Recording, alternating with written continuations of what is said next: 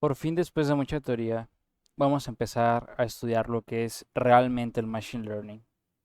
Y vamos a comenzar por lo que es el clustering. El clustering, también conocido como agrupamiento, es un proceso mediante el cual se organizan datos en grupos o clústeres basados en su similitud. El objetivo es agrupar elementos similares en un mismo clúster, mientras se mantienen diferentes en otros clústeres. Esto de esta forma nos permite encontrar patrones ocultos en nuestros datos. Las aplicaciones del clustering son muchas. Algunas de ellas son el marketing, como por ejemplo ayudarnos a segmentar a los clientes en grupos con intereses y comportamientos similares, lo que permite una estrategia de marketing más enfocada, y eso es lo que se conoce realmente como segmentación de clientes al momento de hacer marketing. Poder agrupar todos esos clientes que, se, que tienen intereses a través de lo que han visto, a través de lo que han dado me gusta, a través de lo que han compartido o que han buscado. Son clientes que son similares y por lo tanto se les mostrará publicidad de forma parecida. De igual forma, en biología puede ayudar a identificar diferentes tipos de células en una muestra e incluso a su conteo. En biología y también, por ejemplo, en medicina, puede ayudar a identificar subgrupos de pacientes con características médicas comunes y desarrollar tratamientos personalizados. O de igual forma, con una sintomatología similar, pueden desarrollarse algoritmos que puedan identificar enfermedades dados sus síntomas, dados sus mediciones, como por ejemplo las características de una persona que tiene una cierta enfermedad pueden ser temperatura alta, sudoración, falta de apetito, debilidad de cuerpo. Todas estas son eh, síntomas que una cierta enfermedad va a causar en forma común en los diferentes organismos. Por lo tanto, el Machine Learning también puede ayudarnos a agrupar los diferentes tipos de enfermedades dados ciertas sintomatologías de sus pacientes.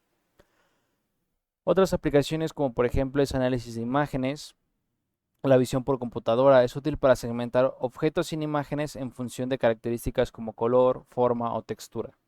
Como por ejemplo en una imagen puedes encontrar círculos, triángulos y demás, y agruparlos y clasificarlos por sus características.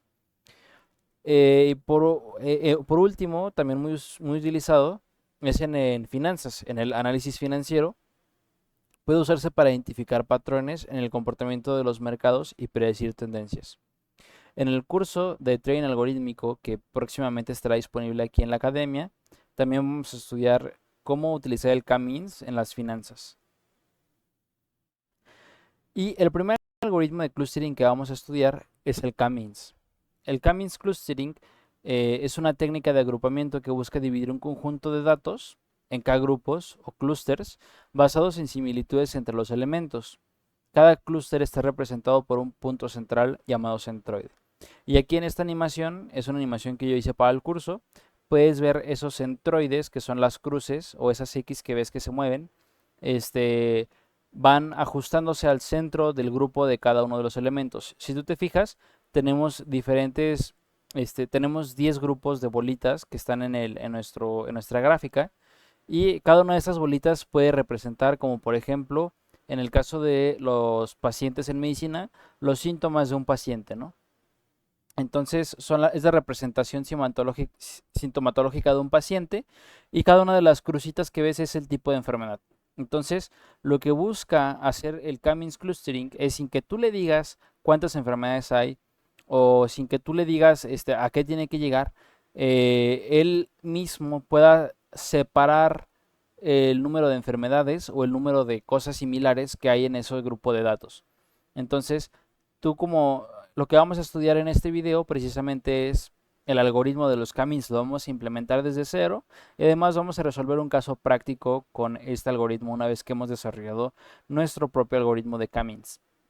Entonces, tras cierto número de iteraciones, este algoritmo converge y se espera que pueda separar en grupos los diferentes datos que tenemos. Entonces, ¿por qué decimos que es aprendizaje automático, o por qué decimos que es machine learning?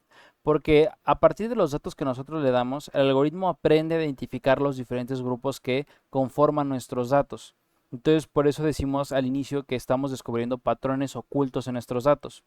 Porque, por ejemplo, en el caso de la medicina, puede ser que muchas enfermedades ocasionen fiebre, pero por ejemplo, no todas las enfermedades ocasionan dolor de cabeza. Entonces, cada una de esas diferencias que hay entre las enfermedades va separando los grupos. Y cualquier cosa que te imagines que quieras agrupar van a tener ciertas similitudes y ciertas diferencias. Pues K-means, a través de los datos, va a encargarse de juntar todas aquellas que son similares y mantener en clústeres diferentes las que mantienen características diferentes a las del clúster actual. Entonces, digamos que en estas 10 clústeres que hay, casi todos son diferentes, ¿no? O sea, tenemos 10 grupos similares y entre ellos ahí se marca la segmentación, ¿no? Entonces, ¿cuál es el pseudocódigo del K-means o cuál es la serie de pasos que tenemos que seguir para ejecutarlo? Cuando queremos aprender Machine Learning y inteligencia artificial y algoritmos, siempre suena muy complejo y muy complejo la idea de hacerlo. Pero en este caso, el mismo nombre del algoritmo te dice qué es lo que tienes que hacer. K-means en español significa a K promedios, ¿no? Entonces, lo que vas a hacer básicamente es que tú vas a tener tus datos y vas a inicializar el algoritmo como primer paso. Entonces lo que se hace inicialmente es elegir aleatoriamente K centroides iniciales del conjunto de datos y estos actuarán como puntos centrales de los clústeres inicialmente. No nos interesa si no son los puntos finales, lo que nos interesa es llegar a los puntos finales, pero estos clústeres se eligen de forma aleatoria entre nuestros datos. Cualquier punto es bueno para ser elegido como un clúster de forma inicial. Como lo único que sí tienes que elegir tú es cuántos clústeres quieres.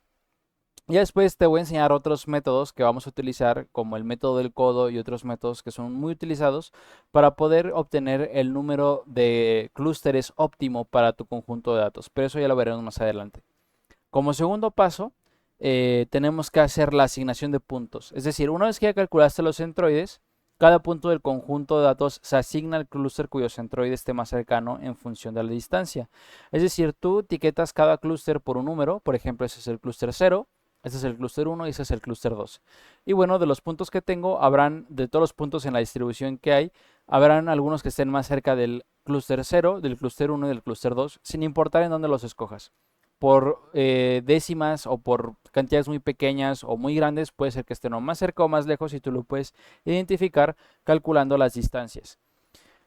Una vez que identificaste estas distancias, lo único que tú vas a hacer es asignarle a cada punto su etiqueta. Es decir, si un punto está más cercano del clúster 0, a ese punto tú le vas a asignar la etiqueta 0. Y así consecutivamente con todos los clústeres que tienes. Y en tercer lugar, después de que ya asignaste los puntos, lo que vas a hacer es actualizar los centroides. Una vez que todos los puntos están asignados, se recalcula el centroide de cada clúster como el promedio de todos los puntos que pertenecen a ese clúster. Es decir, si tú tienes 1000 puntos en un clúster, pues el nuevo centroide va a ser el promedio de todas las coordenadas de esos puntos, es decir, el promedio de toda la característica en X, en Y, en Z, si estamos hablando de espacios vectoriales. Pero si hablamos de características como por ejemplo la temperatura, como variables que están dentro intrínsecas en tu dataset, las promedias y entonces eso se convertirá en el nuevo centroide eh, de ese clúster. Y como cuarto paso, tienes que repetir los pasos 2 y 3, se repiten hasta que los centroides de los clústeres dejen de cambiar significativamente o alcancen un número máximo de iteraciones.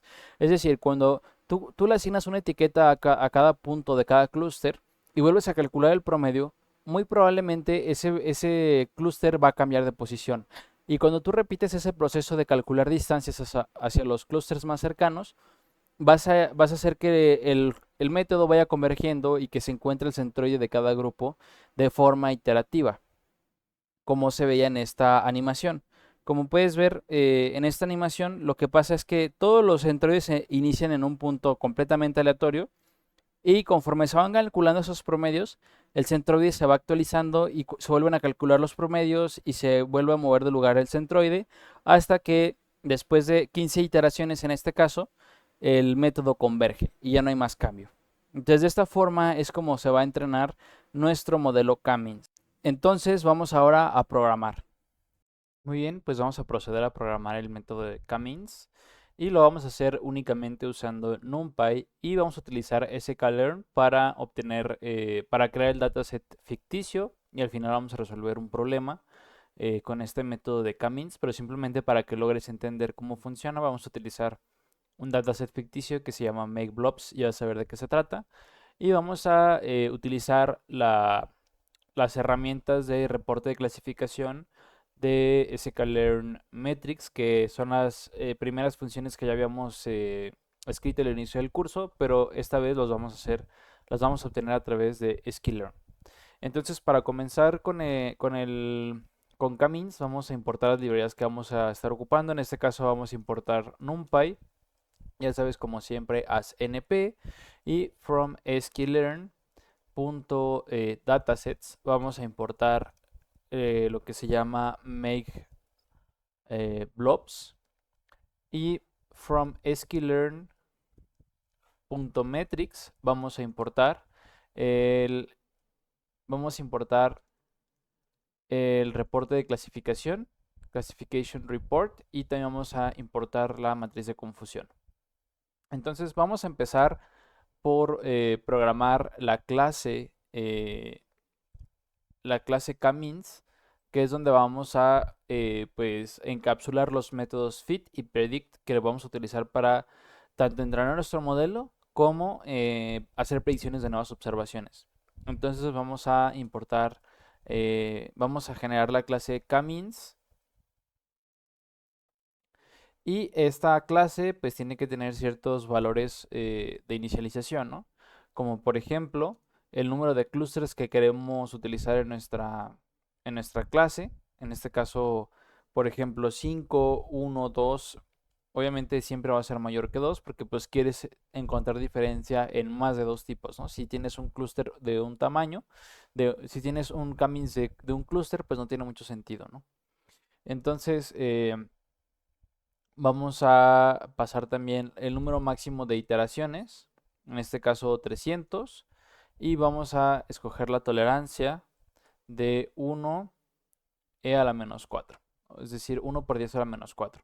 Esta tolerancia nos va a servir para truncar el método cuando ya los clústeres no estén haciendo grandes cambios. Entonces así nos podemos ahorrar algunas iteraciones en nuestro algoritmo, ¿no?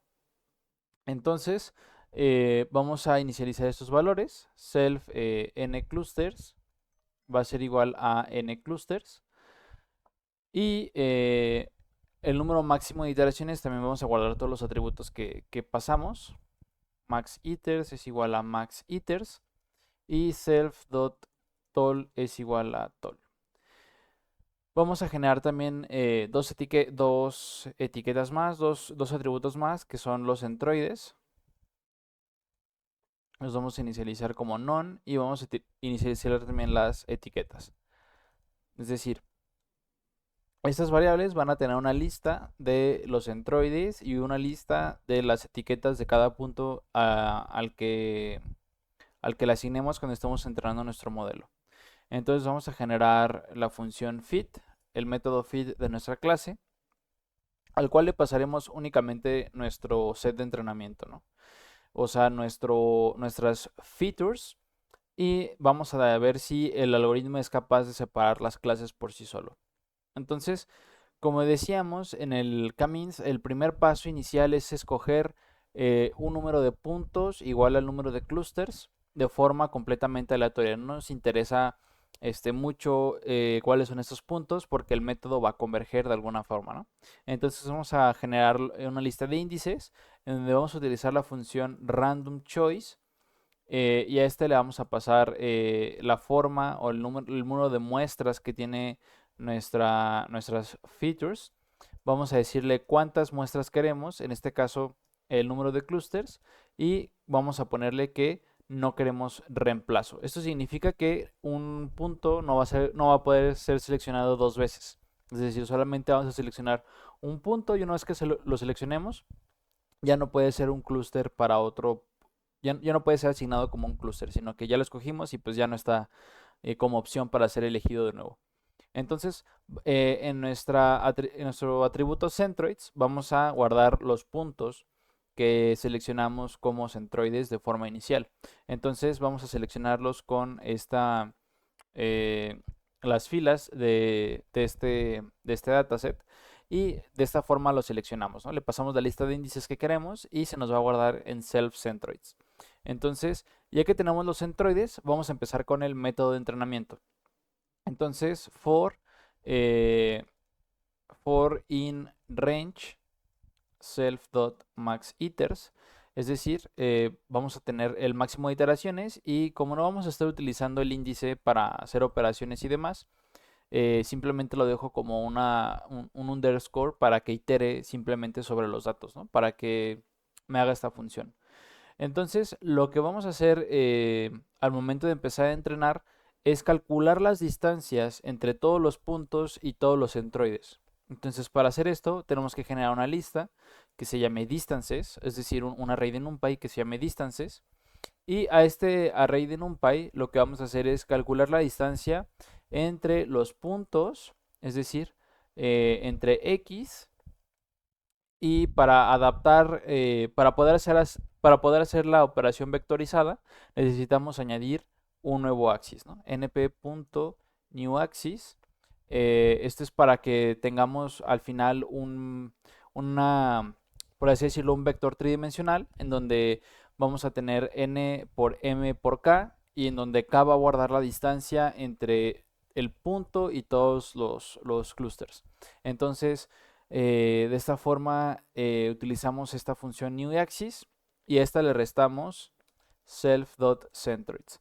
Entonces, aquí nos va a obtener las distancias, pero ahora queremos ver no solamente las distancias. Esto nos va a regresar un array donde vamos a tener la distancia en X, en Y, en Z, dependiendo del número de características que tengamos, pero queremos resumir estas distancias a una forma de una sola magnitud, ¿no? Entonces, para hacer esto, vamos a aplicar la fórmula de distancia, que es básicamente el teorema de Pitágoras para para cualquier dimensión. Entonces, para hacer esto, básicamente vamos a decir np.linalg.norm, es decir, vamos a sacar la norma de este vector y vamos a seleccionar el axis igual a 2. ¿Por qué? Porque en el axis igual a 2 tenemos las distancias en cada eje o en cada característica de nuestro dataset para que tenemos la comparación con respecto a X y cada centroide. Entonces nos interesa obtener esa distancia. Una vez que obtenemos la distancia, viene la parte de etiquetar cada observación. Entonces, en nuestras etiquetas, vamos a decir labels es igual a el argumento mínimo, pero te quedas con el índice, es decir, el argmin te va a decir cuál es el índice o el clúster más cercano con respecto al punto, ¿no? Entonces, le vas a pasar las distancias y le vas a pasar que el axis quieres que sea igual a 1. Es decir, como tenemos una matriz con todas las distancias, en el axis igual a 1 tenemos como tal el valor pues escalar de la distancia, entonces tomamos el mínimo entre el punto y los tres clústeres y de esta manera obtenemos el argumento. El argumento puede ser 0, 1, 2, 3 dependiendo del número de clústeres. En este caso tenemos dos clústeres, lo declaré aquí como valor inicial, entonces en este caso tendríamos 0, 1 o 2 asignado a cada observación de nuestro dataset. Entonces vamos ahora si recuerdas, el paso siguiente de Cummings era hacer el cálculo de los nuevos centroides. Entonces, new centroids va a ser igual a np.array de x y vas a filtrarlos por etiqueta que sean igual a i y vas a tomar el promedio. Vas a decir punto min sobre las columnas. Es decir, vas a tomar el promedio de todas las variables x, todas las variables y, todas las variables z. Y esto va a conformar el nuevo centroide, ¿no? Considerando que tuviéramos 3 dimensiones, pero recuerda que esto es n dimensional porque cada dimensión puede representar una feature distinta de nuestro dataset. Entonces, aquí simplemente iteramos for i in range self.n clusters. Entonces, ya que calculamos los nuevos centroides y todo, tenemos que ver si en esta iteración actual que estamos, los centroides han cambiado de alguna forma considerable. Entonces, if si todos los valores de los centroides son menores a la tolerancia, es decir, si calculamos el valor absoluto entre la diferencia, es decir, np.abs entre la diferencia entre los nuevos centroides menos los centroides actuales, son menores que una tolerancia, y todos estos son ciertos, es decir, no hay mejora, lo que haremos será romper el ciclo porque ningún centroide está mejorando ya. Es decir, todas las diferencias entre los centroides es menor a mi tolerancia, por lo cual ya no hay mucha mejora en el entrenamiento. Entonces no tiene mucho sentido que sigamos haciendo más iteraciones de entrenamiento si no está habiendo mejora, ¿no? Entonces aquí hacemos, si esto se cumple, se rompe el ciclo, y si no se cumple, entonces reemplazamos el valor de los centroides por los nuevos centroides. Y en resumen, esta es nuestra función fit. Esta función fit pues se encarga de ajustar básicamente los centroides. Y una vez que ajustaste los centroides, que encontraste las distintas clases que hay en tus datos, entonces ahora puedes hacer inferencias sobre tus nuevas observaciones o predicciones. Entonces vamos a generar la función predict, y esa función predict igualmente simplemente vamos a pasarle x, pero vamos a hacer uso simplemente de esta línea de código que tenemos aquí, ¿no? De estas dos líneas de código. Entonces, aquí en lugar de asignarle a las etiquetas como atributo, simplemente va a ser un valor que vamos a retornar. Y esta es básicamente nuestra función predict, ¿no? O sea, ya tenemos nuestra caja negra ajustada con los centroides, ya encontramos los centroides óptimos de nuestra clase, y pues básicamente esto sería la clase K-means. Ahora vamos a probarla, vamos a ver si funciona. Lo que vamos a hacer ahora será generar un dataset, pues ahora sí que ficticio, en el que vamos a generar como blobs, así se les llama blobs, ahorita los vamos a visualizar. Y vamos a checar precisamente cómo es que el algoritmo encuentra los clústeres y cómo separa las clases, ¿no? Entonces vamos a generar nuestro dataset X, vamos a generar la variable getTrue, que es como que la variable real, y vamos a generar la función makeBlobs. Entonces makeBlobs le vamos a decir, queremos 300 puntos con 5 centros, por ejemplo, centers, queremos 5 centros, y queremos una desviación estándar de los puntos del 0.60, y el random state pues puede ser cualquiera, ¿no? En este caso podemos escoger el 42, que es el que casi siempre se usa, ¿no? Pero también puede ser random state 0. Esto es simplemente para que siempre los puntos sean los mismos. Déjenme poner aquí 0 como referencia, y voy a generar mi modelo, ¿no? Entonces K-means es igual a inicializar mi modelo, y a este K-means le voy a pasar el número de clusters igual a 5. Entonces lo que voy a hacer pues será simplemente mandar a llamar el método entrenar, pasándole los datos que generé de forma ficticia, y ypred va a ser simplemente a kmeans.predict. Entonces, ¿qué le voy a pasar? X, ¿no? Entonces, aquí hay un problema de inicialización en K-means, que para poder obtener el reporte de clasificación necesitamos verificar que las etiquetas hayan sido bien definidas, porque aquí tenemos tantos casos como, por ejemplo, que hayas seleccionado números aleatorios distintos como centroides inicialmente, y que las clases estén bien separadas, pero puede ser que la clase que debía de ser la clase 0 esté etiquetada como la clase 2, y la clase 1 es etiquetada como la clase 5, por ejemplo. Entonces, para poder abordar este problema, tenemos que generar una función que reetiquete los clusters, ¿no? Pues, para que tengamos esto de forma correcta. Entonces, vamos a hacer una función que se llame relabel clusters, y vamos a pasarle las true labels, y vamos a pasarle las predicted labels.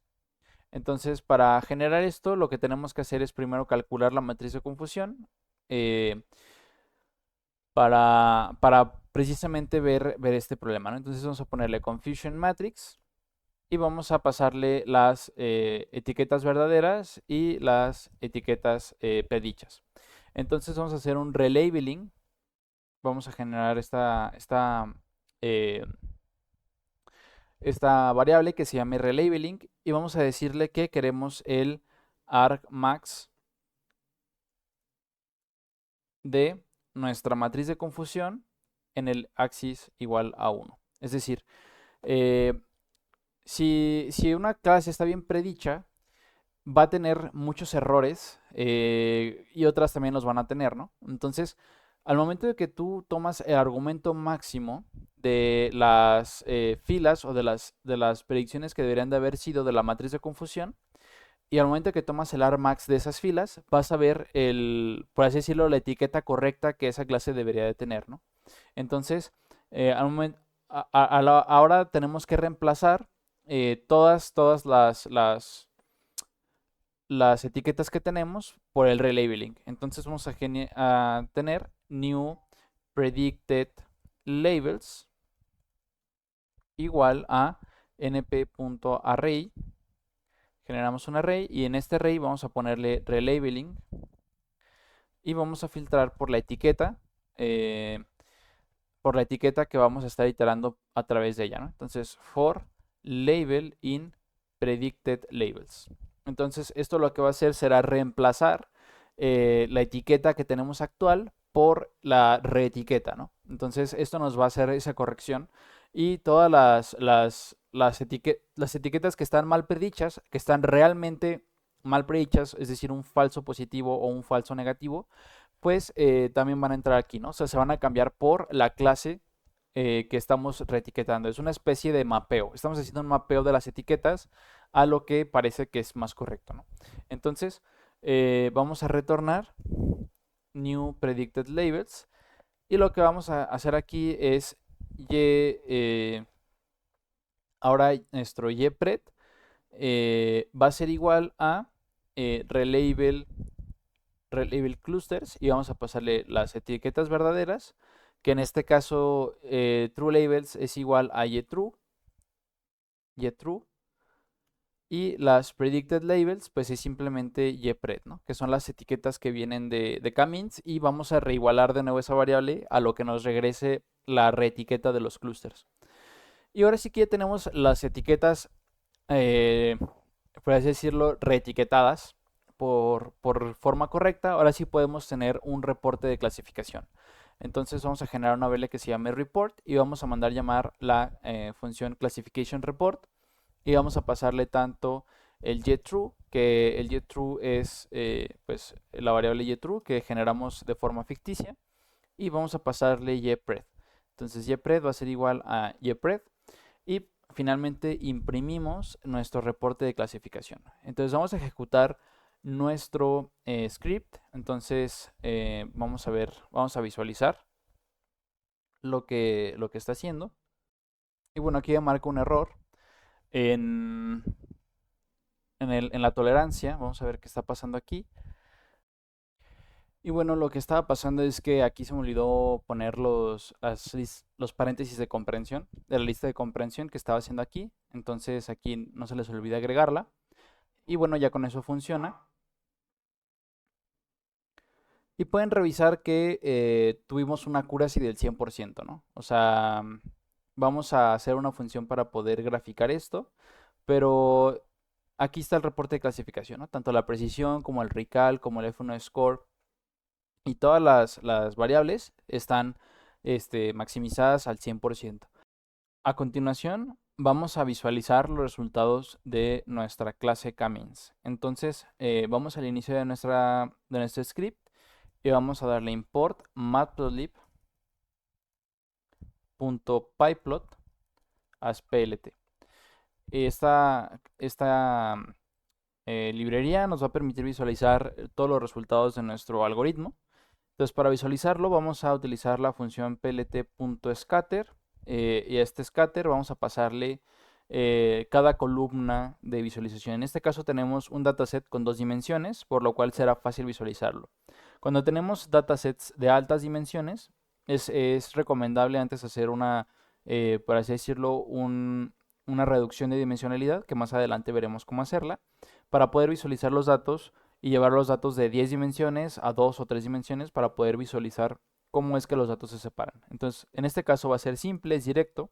Vamos a pasarle el eje X y vamos a pasarle el eje Y, que tenemos, por así decirlo, dos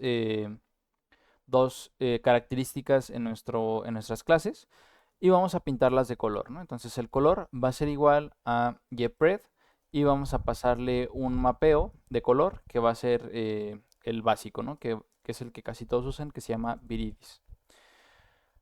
Y ahora vamos a también a visualizar los centroides. Entonces vamos a utilizar de nuevo la función plt.scatter y vamos a vamos a acceder a los atributos de los centroides, ¿no? Entonces, camins.centroids, vamos a pasarle el eje X de los centroides y vamos a hacer lo mismo, ¿no? Para el eje Y. Camins.centroids, vamos a acceder al lugar 1 y vamos a decirle que un tamaño de 200 de color rojo. Queremos color rojo y además también queremos un marcador diferente, es decir, una tachita, ¿no? Entonces, para cambiarle el marcador, vamos a hacerle marker y queremos el marcador de cruz. Vamos a agregarle un título, plt.title, que se llame resultado kmins. Y luego vamos a simplemente graficarlo. Entonces vamos a correr de nuevo el método. Y me dice que X y Y deberían de ser del mismo tamaño. Esto es porque aquí se me olvidó agregar una coma. Aquí. Vamos a correrlo de nuevo. Y como puedes visualizar, aquí tenemos todos los grupos de nuestros datos y pues Camin se ha encargado de separar en cada grupo con su centroide y ese centroide pues es el promedio de todos los puntos en todas sus características, ¿no? Y pues lentamente en cada iteración se fue convergiendo a ese punto, como lo vimos en el GIF de la presentación, como el método Camins va convergiendo hasta este punto. Entonces, más adelante en el curso veremos ejercicios de aplicación de cómo resolver problemas utilizando Camins, pero antes tienes que aprender otras técnicas de Machine Learning. Ya hemos llevado clases de tratamiento de datos, cómo limpiar datos, cómo categorizar datos y demás, cómo hacer que un método pueda comprenderlos mejor. Y poco a poco vamos a ir pasando a datasets un poquito más reales, como es el dataset del Titanic, el dataset de Iris y demás. Pero de momento vamos a quedarnos hasta aquí en el método Camins. Espero que te esté gustando el curso. Si te gusta, compártelo, recomiéndalo y suscríbete a mi canal. Si no te has suscrito, eso es de mucha ayuda para mí. Y bueno, nos vemos en el siguiente video del curso.